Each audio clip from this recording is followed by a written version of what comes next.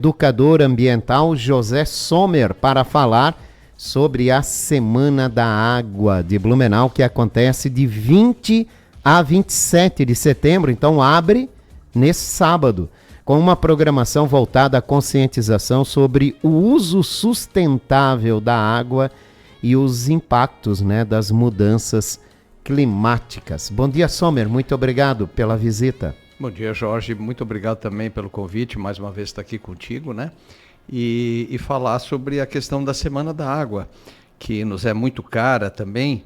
É um evento que acontece desde 1999, Jorge? Eu estou desde o início envolvido de alguma maneira este ano como coordenador da Semana da Água. A Semana da Água é um evento que abrange hoje mais de 50 municípios,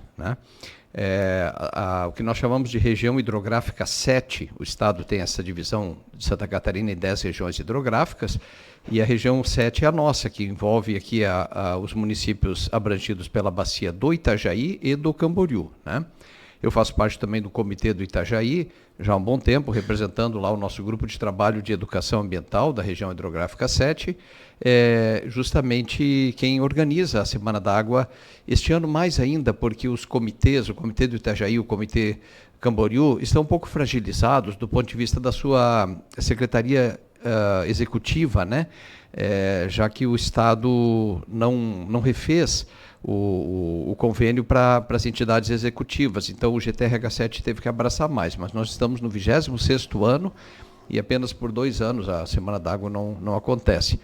E Blumenau sempre teve muito protagonismo nessa questão, por ser o maior município desta região hidrográfica, também porque o Comitê do Itajaí é sediado aqui, e também porque nós tivemos aqui o projeto Piava no passado, que lá em 1999, com recursos da Petrobras, organizava a Semana da Água. Então, uma grande quantidade de produção de materiais desde aquela época e eventos fantásticos nesse tempo todo, tentando popularizar a Semana da Água, que é algo que a gente precisa ainda investir muito, Jorge?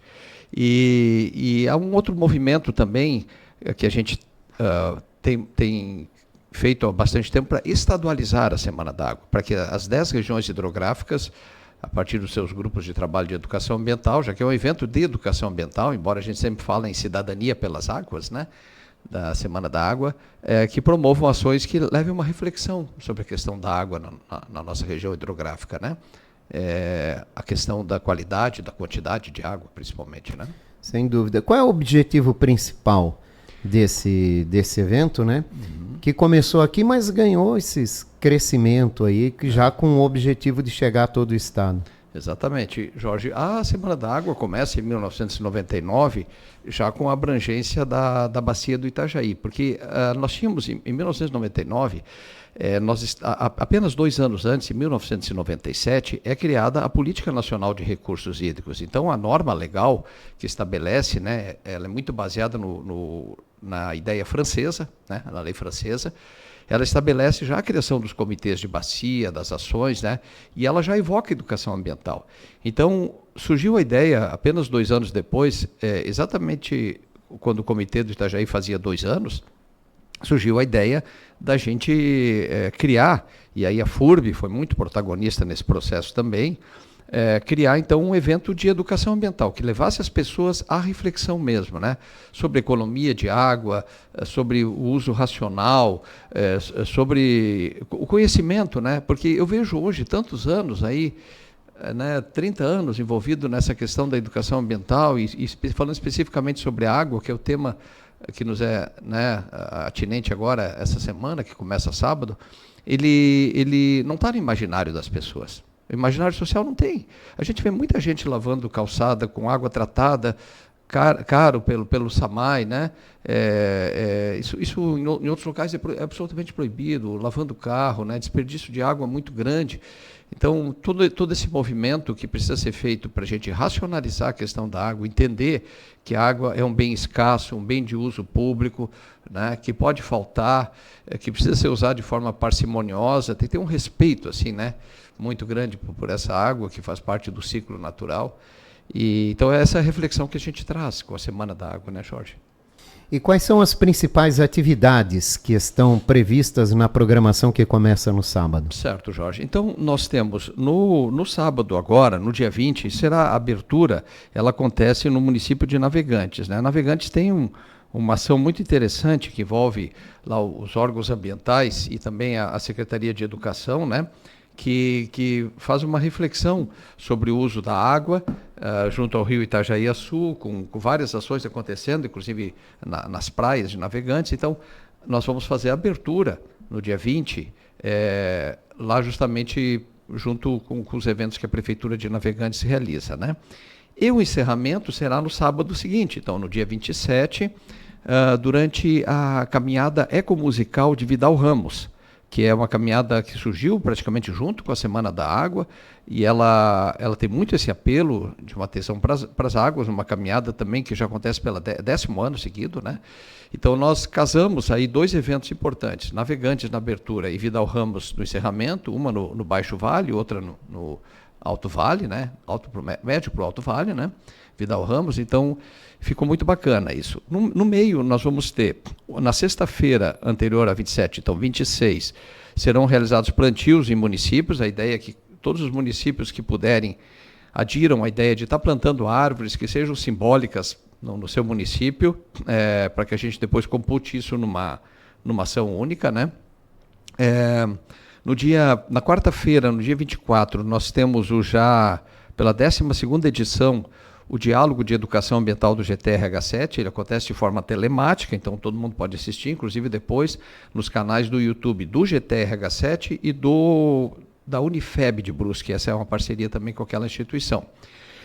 E aí nós, à noite, né, às 19 horas, justamente com o tema da Semana da Água, que é essa questão do ciclo da água relacionado com as mudanças climáticas, que é um tema que a gente tem trazido muito fortemente, já que a educação ambiental, até mesmo com mudança da lei de educação ambiental no ano passado, a política nacional, né, que também é de 1999, curiosamente, que cria a ideia de trabalhar como tema importante a mudança climática e a questão da biodiversidade, que para nós também é muito importante, especialmente aqui. E teremos também a Assembleia do Comitê. E essas são as ações centrais, Jorge. E nós temos um conjunto de ações paralelas que se inscreveram, da ordem de 70 ações nos municípios, né? São mais de 20 municípios promovendo ações. Blumenau sempre é muito protagonista também nesse aspecto, a maior parte das ações aqui são mais de 20, né? Acontecendo em escolas, em ONGs, empresas, né? Órgãos da administração pública, municipal, estadual, que promovem ações que levam reflexão sobre a água. Isso significa palestras, caminhadas, vamos ter uma caminhada noturna, 2 na verdade, vamos ter plantio de árvores, uma série de ações em escolas e unidades de educação infantil, CIs também. É uma pleia de ações que vão acontecer, quase 100 ações. Algumas nem chegaram a se cadastrar a tempo, né? Mas o importante é que aconteçam, né, Jorge? E ela vem crescendo a cada ano. Essa programação é um envolvimento da comunidade com a gestão da programação? Sim, nós acreditamos que nessas mais de 70 ações e mais as ações centrais, nós tenhamos aí talvez umas 1000 pessoas envolvidas, né, nos diferentes municípios. É difícil, Jorge, organizar um evento assim de forma voluntária, né, porque eu utilizo, obviamente, o meu tempo como educador ambiental lá das SEMAS, mas preciso também gastar um bom tempo fora, né, vou participar da abertura do encerramento também por minha disponibilidade própria, né. E, então, é difícil organizar um evento que abrange tantos municípios, né?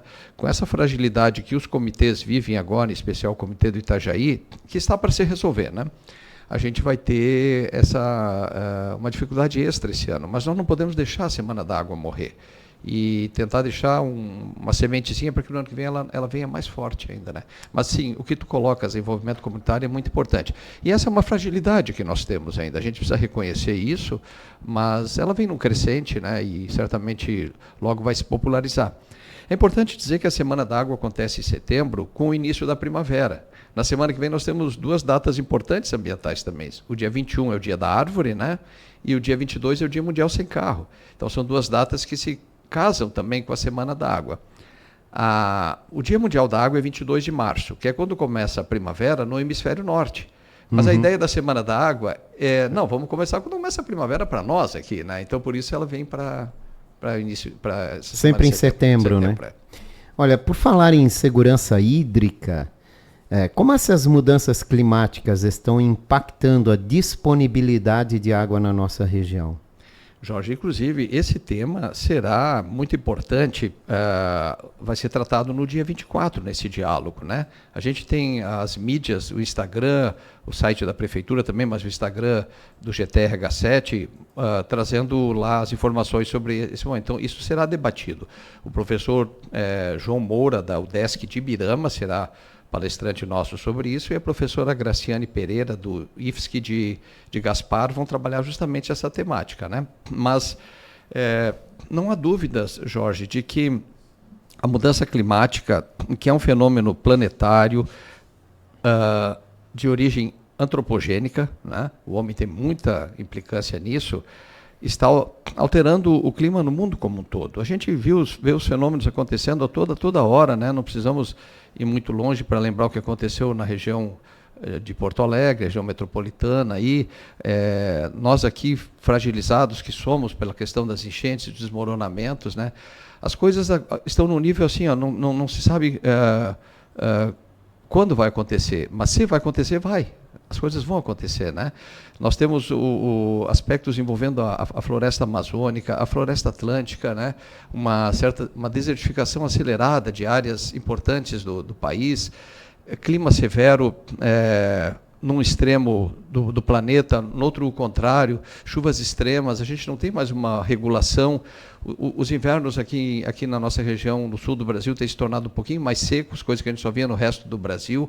A distribuição de chuva já não é mais regular, o que pode significar uma concentração daqui a pouco, né? As massas de ar frio estão chegando com maior velocidade, não sou eu que digo isso, são especialistas, né, que estudam, que poderão trazer chuvas mais intensas, né? E a gente tem observado que certas espécies, animais e vegetais, estão mais adaptadas também, que eram exóticas aqui, mais adaptadas. A questão da agricultura nem se fala, né? A agricultura é uma tristeza porque quando precisa vir a chuva, às vezes não vem, e outras horas chove demais, e aí a floração prejudicada pelo excesso de chuva, a frutificação prejudicada pela falta de água, por outro lado. Mas nós também veremos fenômenos acontecendo nas cidades, como o aumento das intempéries, né? Chuvas mais intensas mesmo, que levam a enxurradas. E nossa cidade é consequências mais danosas também, né?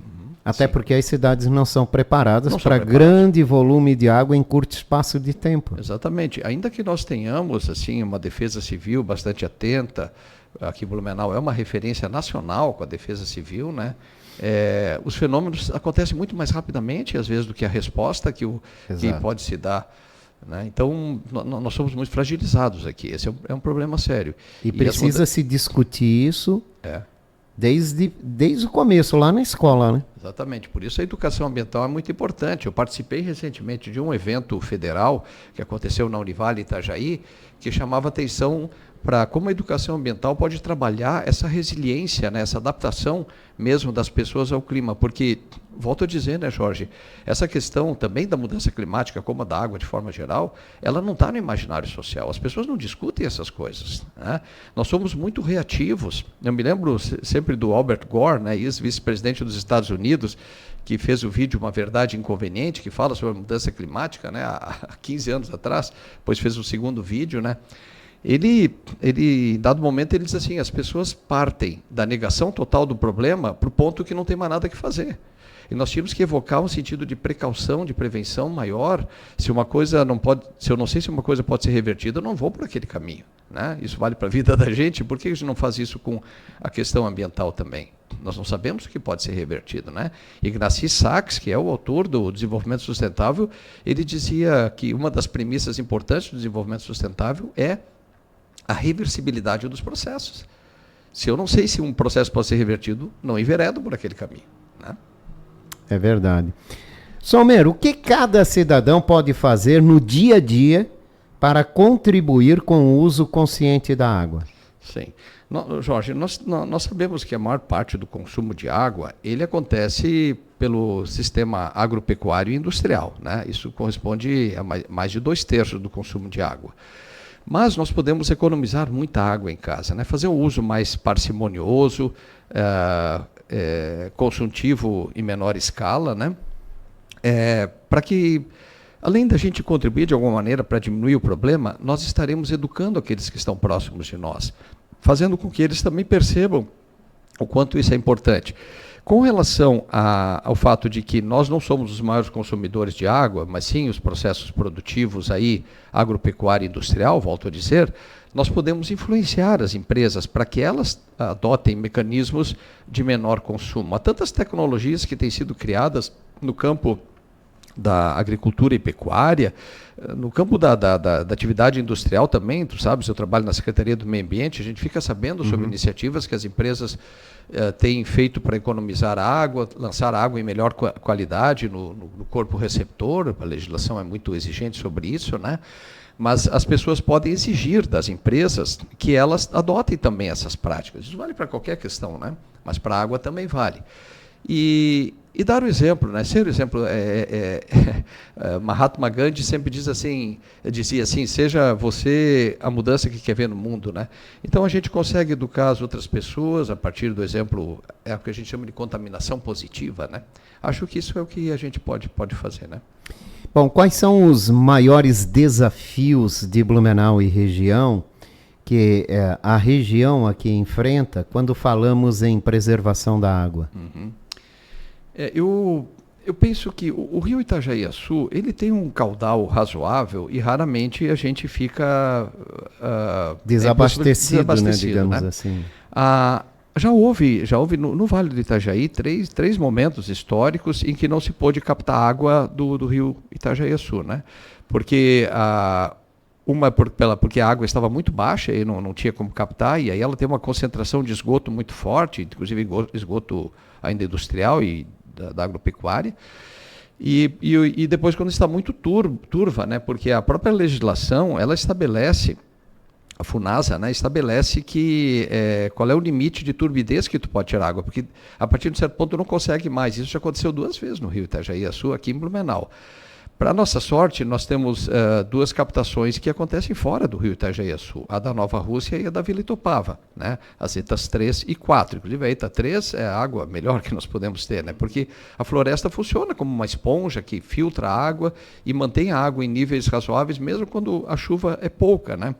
Então, um desafio grande que nós temos é abastecer, mas gerar economia sobre isso também. E há outro problema relacionado à água, que é a questão das cheias, das enxurradas e das cheias. Eu penso que nós teríamos que ter maiores áreas de reservação, sabe, Jorge? Eu sou um crítico fraternal, obviamente, assim, né, da liberação dessas áreas de baixada para construção, sabe, com aterros e depois com a construção em cima, áreas que deveriam reservar água quando há um excesso, né? Eu fico muito preocupado quando, às vezes, indo para Itajaí, um pouco antes, já no município de Itajaí, um pouco à esquerda, há um loteamento grande que fica na várzea do rio Itajaí-Açu, já bem perto da sua foz, né? O rio já é muito largo ali. E fico imaginando aquela multidão de pessoas que se instalaram ali. O dia que nós tivermos uma enchente histórica, tudo aquilo vai ficar embaixo d'água. Mas esse é só um exemplo, né? Nós temos visto isso acontecendo na zona norte da cidade também, em larga escala. E o Ribeirão Itopava é um ribeirãozinho pequeno, que aparentemente não assusta, mas se tiver uma chuva grande, aquilo inunda tudo, né? Essas áreas de baixada nós teríamos que manter. E principalmente, Jorge, evocar aqui algo que tem sido usado em alguns países muito fortemente. Eu cito o exemplo da China, que são as chamadas cidades esponja, né? A cidade esponja é uma cidade que, com muita vegetação, com essas áreas de reservação de água em momentos críticos, ela faz com que toda a água que caia na cidade, ela não vá adiante para a cidade seguinte, né? Ela seja absorvida pela água, percole no solo, vá ser filtrada e vá servir os lençóis freáticos lentamente, quer dizer, um processo lento, não rápido, né? Não sou muito favorável, e lá no âmbito do comitê a gente tem discutido muito, não sou muito favorável à criação de estruturas físicas que vão reter a água, né? Que são importantes, evidentemente, mas soluções baseadas na natureza, chamadas SBNs, né? Que tem sido utilizado para outras práticas, mas para água em especial, soluções que naturalmente vão resolver e, ao mesmo tempo, trazem um equilíbrio ecológico melhor, mantém a estrutura ecológica, que é muito importante, né? Não só com tecnologias muito apuradas, construções físicas, a gente vai resolver o problema. Então, a sociedade tem que estar atenta a isso, cobrar do poder público, seja ele municipal, estadual, federal, que haja recursos também para soluções baseadas na natureza. Participei recentemente de um evento em Rio do Sul que falava justamente sobre isso, e a Defesa Civil esteve muito presente lá, concorda que não é só obra física. A gente tem que fazer a cidade também ser uma cidade esponja, que absorva a sua água, né? Acho que Blumenau tem um bom potencial para isso também. Por falar em soluções naturais, a gente tem um exemplo bonito aqui em Blumenau, que é na Nova Rússia, que é com a fossa natural, né? Sim, sim. Fossa e filtro natural. Aquela já é uma região muito bacana, e essa iniciativa que trouxeram junto com o SAMAI para algumas moradias lá, é uma demonstração que é possível. É possível. Jorge, esse exemplo que tu traz, eu tenho que citar aqui o Humberto, né? Humberto Brusadelli, amigo meu, o gerente de esgoto hoje do SAMAI. Ele foi o cara que foi atrás disso tudo. Ele foi atrás dos recursos, ele passou residência por residência da Nova Rússia, né? E conseguiu aportar, se eu não me engano, 50 unidades lá, e outras pessoas fizeram por conta própria. E eu outro dia perguntava para ele, vocês já percebem uma alteração na qualidade da água? A qualidade da água que vem lá pelo Ribeirão Garcia Pequeno, né, que vem lá de dentro do Parque Nacional e do Parque das Nascentes, ela já é uma qualidade melhor. E ele me disse que já está melhor. Então, essa iniciativa fantástica, com uma solução baseada na natureza, embora ela tenha ali, tem que fazer a cova, colocar toda a estrutura, mas ela é baseada na retirada do esgoto por plantas, né? O sistema, né, de plantas é fantástico. Totalmente natural. Sim, eu conheci isso com ele lá, e esse é um caso que é uma referência nacional. Né? Outros municípios estão fazendo, eu sei do caso de Indaial, se não me engano, Pomerode também já está fazendo algo parecido. Outra questão importante, essa é uma questão muito importante que colocaste, não há dúvida, e já está tendo resultados, nós podíamos repetir. Há uma tentativa de repetir isso na Vila Itopava. Eu estive lá seria junto muito também. legal. Não só na Vila Itopava, né? Nós temos muitas regiões onde, por exemplo, uma tubulação é difícil chegar, Sim. Um caminhão limpa-fossa é difícil chegar, devido à nossa topografia, que esse sistema poderia ser implantado. Poderia. Com relação ao Mas esgoto, esse sistema já não é nem muito divulgado, né? Não é muito divulgado. Porque, assim, infelizmente, né? E aí é onde o governo peca. São as áreas em que justamente o serviço público tem mais dificuldade. Porque como é que tu vais trabalhar, mesmo dissesse a tubulação, né? Outra questão bem interessante é a captação de água da chuva. Alguns processos em Blumenau, já por exigência legal também, já tem trabalhado nessa perspectiva. E há uma iniciativa muito bacana que nós tensionamos replicar aqui em Blumenau, mas ainda está em fase de estudos, que é o pagamento por serviços ambientais.